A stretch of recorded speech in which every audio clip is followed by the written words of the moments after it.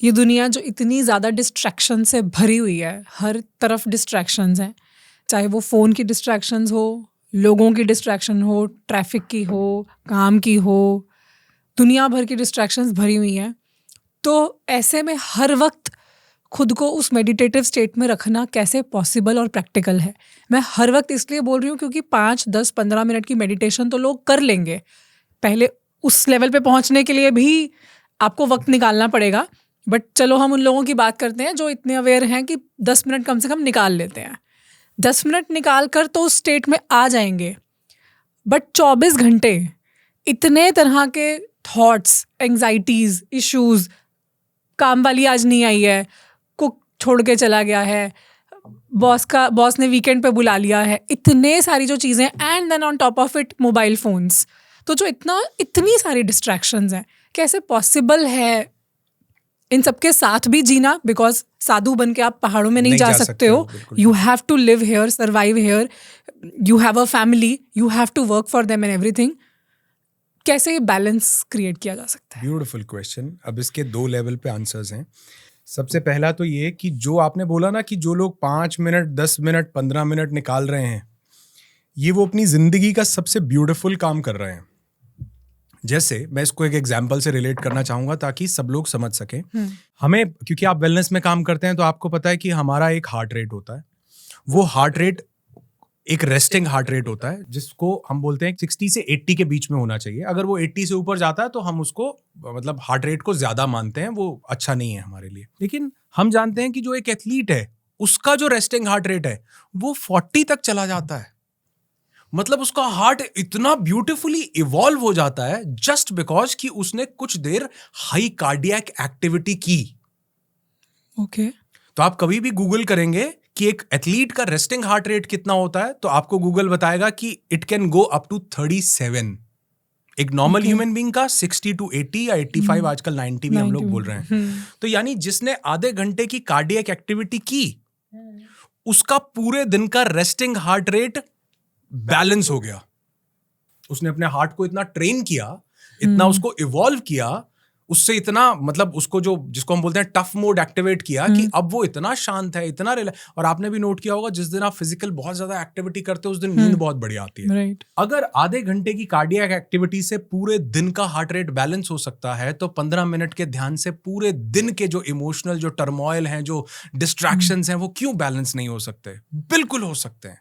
धीरे धीरे आप देखोगे कि जो आप 5 मिनट मेडिटेशन को दे रहे थे, आपका 1 वीक के बाद मन करेगा कि यार आज 10 मिनट बैठते हैं। बिकॉज़ जब आप उसके रिजल्ट्स देखने शुरू कर देते हो। एग्जैक्टली, क्योंकि आपको पूरे दिन में अपने बिहेवियरल चेंजेस दिखेंगे कि इस चीज पर मैं बहुत जल्दी एजिटेट हो जाती थी, मुझे एंगर आ जाता था, या मैं इस चीज को कंट्रोल नहीं कर पाती थी, या इस चीज से मैं जेलस करता था, अब मैं उतना नहीं कर रहा हूं। तो वो जो आपको रिजल्ट दिखते हैं ना, वो एथलीट को जब रेस्टिंग हार्ट रेट लो दिखता है तो अगले दिन वो 100 मीटर की 2 स्प्रिंट लगाता है। उसको लगता है कि मैंने और ब्यूटिफाई कर लिया अपना एनवायरनमेंट। ऐसे ही जब हम 5-10 मिनट भी मेडिटेट करते हैं तो ये हमारे पूरे दिन में हमारे इमोशनल बिहेवियर में रिफ्लेक्ट करेगा। और दूसरी चीज, वो लोग जो 5-10 मिनट भी नहीं लगा पाते, उनके लिए सबसे अच्छा तरीका है माइंडफुलनेस। कि दिन में 2 एक्टिविटीज ऐसी चूज करो कि आप वही काम करोगे। जैसे मैंने ये कैसे चूज किया, मैंने शुरू किया ये ब्रश करने से और नहाने से। अच्छा। क्योंकि मैंने नोट किया कि मुझे सबसे ज्यादा थॉट्स ब्रश करते हुए और नहाते हुए आते हैं। इनफैक्ट मुझे ये भी नहीं पता कि मेरा ब्रश जा कहां रहा है। It is on auto pilot mode. कि वो इंसान जिसको कार ड्राइव करना नहीं आता था, क्लच की जगह ब्रेक, ब्रेक की जगह क्लच दबाता था, अब एक हाथ स्टीयरिंग पे है, दूसरा फोन पे है, तीसरे से गाने सुन रहा है और सारे काम कर रहा है, क्योंकि बॉडी ऑटो मोड पर चली गई हुई है।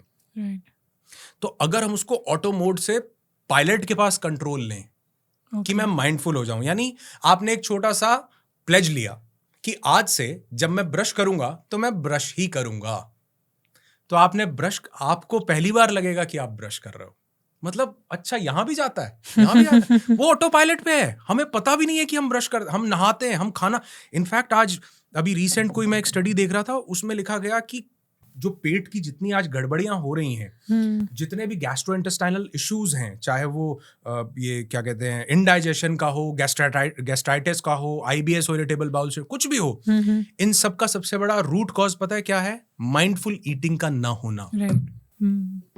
बिंज ईटिंग भी हो रही है, या मैं आपसे बात कर रहा हूँ, फोन पे बात कर रहा हूँ, खाना खा रहा हूँ, टीवी चल रहा है, नेटफ्लिक्स की सीरीज चल रही है और मैं खाना, मेरे पोर्स, मेरे गट को ये सिग्नल ही नहीं दे पा रहे हैं कि खाना आने वाला है। आई am not mindful about my food.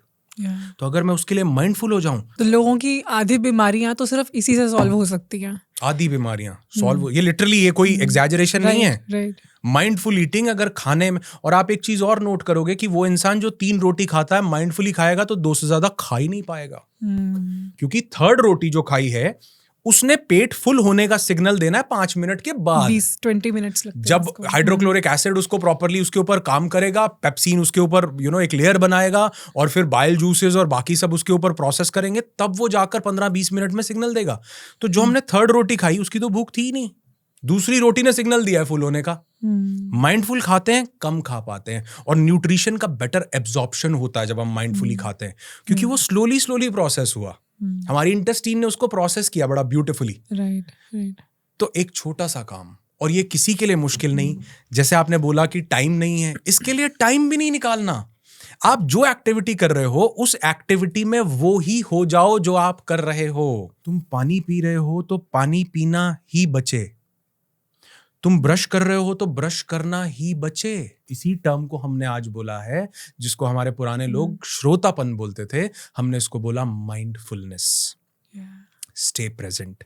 तो वो लोग जो 5 मिनट ध्यान, 10 मिनट ध्यान से भी शुरुआत करेंगे, उनका पूरा दिन बेहतर होने लगेगा। और जो 5 मिनट भी नहीं निकाल सकते, वो सिर्फ माइंडफुल हो जाएं। और अगर कोई चीज ना मिले, ये पॉडकास्ट सुन रहे हो, तो इसको सुनते सुनते सिर्फ सुनना ही हो जाएं, इतना सा भी काम कर लें, तो आप देखो कैसे एनर्जीज इवॉल्व करने लगती हैं, आप कैसे प्रेजेंट स्टेट में आते हो, आपका हैप्पीनेस, आप कहोगे कि मुझे पता नहीं लग रहा कि मैं खुश क्यों हूं, मुझे हैप्पीनेस का फैक्टर नहीं मिल रहा, क्योंकि हैप्पीनेस किसी चीज में नहीं है, वो सिर्फ प्रेजेंट स्टेट में, उस मोमेंट में है, जहां आप कंप्लीटली रिलैक्स्ड हो।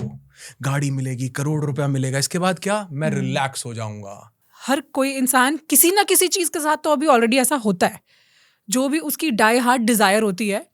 फॉर एग्जाम्पल, अगर कोई मूवी देख रहा है और उसको वो मूवी बहुत पसंद आ रही है, तो वो उस मूवी का हो जाता है। अगर कोई किसी को गेम खेलने में इंटरेस्ट है और वो गेमिंग कर रहा है, तो वो उसका हो जाता है। उसको नहीं होश होती कि मुझे भूख लग रही है, मम्मी बुला रही है, टाइम हो गया है।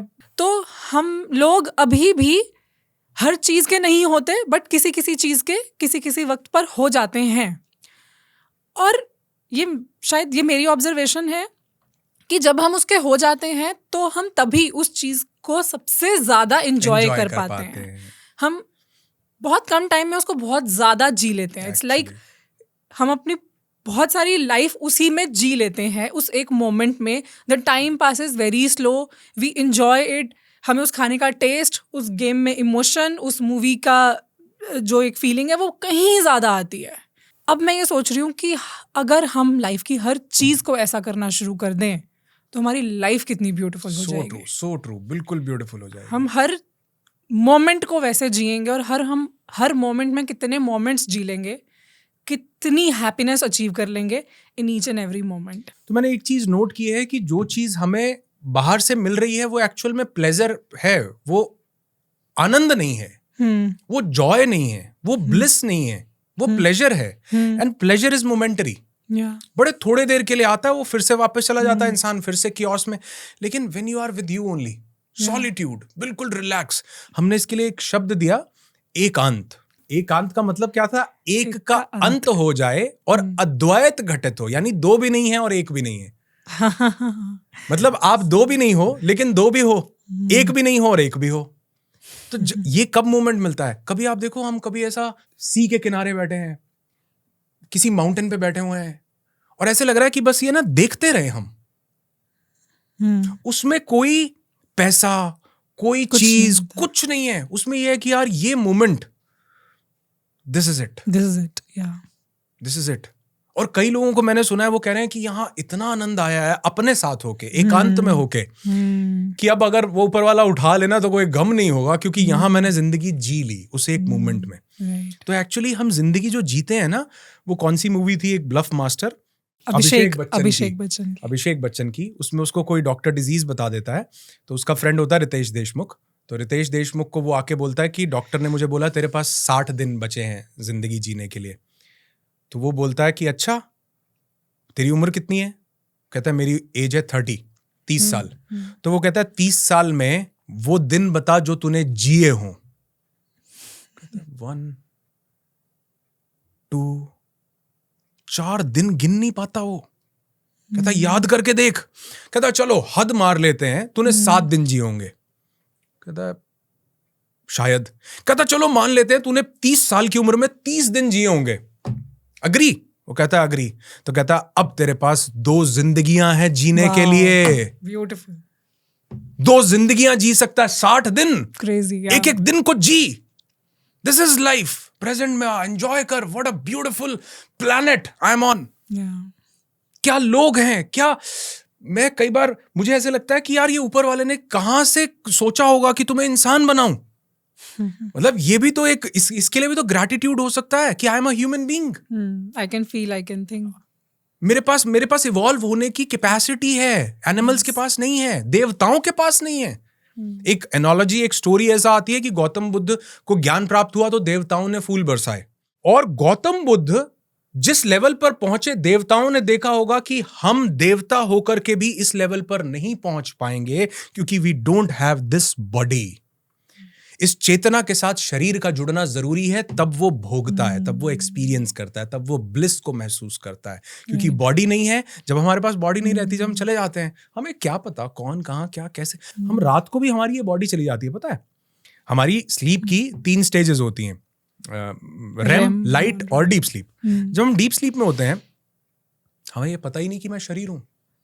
हमें पता ही नहीं कि मैं मेल हूं, फीमेल हूं, हिंदू हूं, मुसलमान हूं, यूट्यूबर हूं, इन्फ्लुएंसर हूं, डॉक्टर हूं, इंजीनियर, मुझे कुछ भी नहीं पता। उस स्टेट में मैं किसी भी चीज को अनुभव नहीं कर सकता। इनफैक्ट डीप स्लीप में हमें ड्रीम्स भी नहीं आते। वो भी रेम और लाइट के बीच का एक पार्ट होते हैं जहां पर मेमोरी कंसोलिडेशन का एक फेज एक्टिवेट होता है। उसको भी जब ह्यूमन बॉडी का एक्सपीरियंस हमें मिलता है, तब हम वो ड्रीम स्टेट को अनुभव कर पाते हैं। Deep sleep is like death. Yes. तो इसलिए मैं बोलता हूं कि sleep is an unconscious meditation. Meditation is a conscious sleep. You are sleeping, body is not there, but you are conscious, you are aware about it, that I am watching myself, my body, that I am here. Meditation is a conscious sleep, and sleep is an unconscious meditation. So human body is bound to meditate. Either you do it intentionally or the nature is doing it naturally. Beautiful. आपने मुझे भी एक बहुत अच्छी line दी है, human body is bound to meditate. Nature ने आपको ये फैसिलिटी ऑलरेडी दी है, उसने आपके मोड में ये डाली है। दिस इज वाई जो वर्ल्ड रिकॉर्ड्स जितने भी बने हैं उसमें सिर्फ एक रिकॉर्ड है जो अलाउड ही नहीं है, विच इज नॉट स्लीपिंग। सो अगर कोई ये वर्ल्ड रिकॉर्ड बनाना चाहे कि मैं कंटिन्यूस कितने दिनों तक जाग सकता हूँ, ये अलाउड ही नहीं है उसमें। अरे वाह। You can't even, you are not suppose to try that, because वो आपका है ही नहीं। वो आपका है ही नहीं, आप वहां पे हो ही नहीं एज अ ह्यूमन बॉडी। सो मुझे लगता है कि अगर हमें ये थोड़ी, क्योंकि मेडिटेटिव स्टेट में जब हम होते हैं ना, तो हम एक ऐसे ही भाव में होते हैं जहाँ शरीर नहीं होता। yes. और ये ऐसा नहीं है कि जिसने 5 साल मेडिटेट कर लिया वो इसको अनुभव करेगा। In one go you can achieve this state, in one go. चाहिए क्या इसके पीछे? The real intention. Yes, right. और सरेंडर कि I am not able to, I am not expecting anything out of it, कि इसके बाद मैं बुद्ध हो जाऊंगा या बुद्ध ही रहूंगा या इसके बाद मैं हेल्थ पालू। नहीं, don't expect anything out of it, just be in that state. तो 2 चीजें, 5 मिनट का रोज मेडिटेशन, ध्यान, अपनी सांसों को देखना, उस पर ध्यान लगाना। दूसरा कि आप माइंडफुल हो जाओ। आप, और माइंडफुल होने का सबसे अच्छा तरीका, जो कर रहे हो वो करते रहो, उसी में वही हो जाओ जो आप कर रहे हो। Thank you so much for watching this clip. और अगर आपने इस क्लिप को एंजॉय किया है तो आई प्रॉमिस यू कि आपको इस पूरे एपिसोड में से भी बहुत कुछ सीखने को मिलेगा। पूरे एपिसोड का लिंक डिस्क्रिप्शन में अवेलेबल है।